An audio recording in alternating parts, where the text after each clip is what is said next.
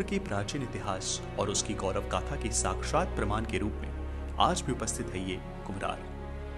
भले ही आज की पीढ़ी के लिए इसकी पहचान मात्र एक पार्क के रूप में सीमित है और बिहार विधानसभा चुनाव के समय एक विधानसभा सीट के रूप में, लेकिन ये वही स्थान है जहां से मौर्य, शुंग और गुप्त वंश ने इसकी भौगोलिक महत्ता को समझकर यहां से अपने साम्राज्य का संचालन किया था। चुनाव के लिहाज से पहले ये क्षेत्र पटना मध्य विधानसभा निर्वाचन क्षेत्र के नाम से जाना जाता था, लेकिन नए परिसीमन में इसका नाम बदलकर कुम्हरार कर दिया गया। हालांकि इससे ना ही यहाँ के विधायक बदले और ना ही लोगों की परेशानियां। आंकड़े बताते हैं कि पिछले कई चुनावों में यहाँ का औसत मतदान प्रतिशत 40 के आसपास रहा है, जो कि राज्य के औसत मतदान प्रतिशत के मुकाबले कहीं कम है। प्रत्याशी को अपना मत देते समय यहाँ के मतदाताओं की प्राथमिकता चाहे पार्टी हो, जाति हो या कुछ और, लेकिन क्षेत्रीय मुद्दे हमेशा से ही गौण रहे।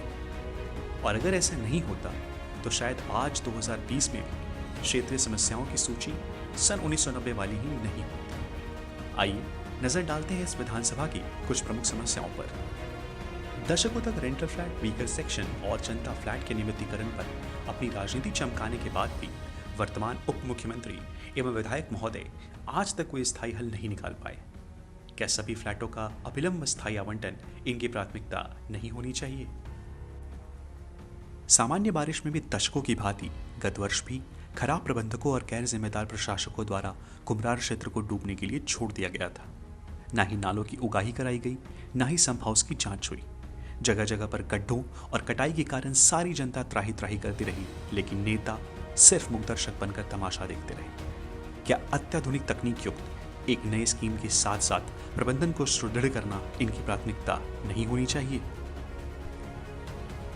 आज देश के सबसे गंदे शहरों में पटना की गिनती की जाती है और इसके कई कारण हैं। बिहार की राजधानी होने के कारण असंगठित क्षेत्र से जुड़े लाखों लोग यहाँ रहते और रोजगार करते हैं, लेकिन आज तक सरकार या जनप्रतिनिधियों द्वारा उनके लिए कुछ भी नहीं किया गया। क्षेत्र के विकास हेतु आवश्यक प्लानिंग के माध्यम से क्या वेंडिंग जोन, पार्किंग जोन, नियामक संस्था इत्यादि का निर्माण कराना इनकी प्राथमिकता नहीं होनी चाहिए? पिछले कुछ वर्षों में बिजली और हाउसिंग टैक्स की दरों में अनियंत्रित बढ़ोतरी देखी गई। ऐसे में निम्न एवं मध्यम वर्ग पर अतिरिक्त आर्थिक भार पड़ रहा है, जिसे त्वरित रूप से कम करने की आवश्यकता है। देश के अन्य विकसित शहरों की तुलना में सुविधाएं तो नगण्य हैं, परंतु टैक्स दरें आसमान छूती जा रही हैं।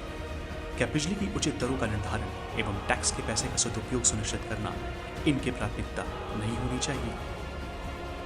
ऐसी ही कई अन्य समस्याएं हैं, लेकिन इस क्षेत्र से इस बार भी ऐसे ही प्रत्याशी सामने आए जो चुनाव बाद सिर्फ अपने परिवार या पार्टी का ही भला करने के योग्य है।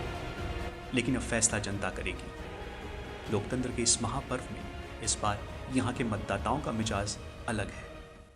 इस बार कुम्हरार बदलाव के लिए वोट करेगा, कुम्हरार नोटा के लिए वोट करेगा। कुछ बुद्धिजीवी इसे भले ही कोई स्थायी समाधान नहीं मानते, लेकिन शुरुआत तो कहीं से करनी ही होगी। तो चलिए आप भी दीजिए इस प्रयास में हमारा साथ और अपने वोट के सही प्रयोग से दीजिए इन राजनेताओं को एक मजबूत लोकतांत्रिक जवाब। Kumhrar for change, Kumhrar for NOTA.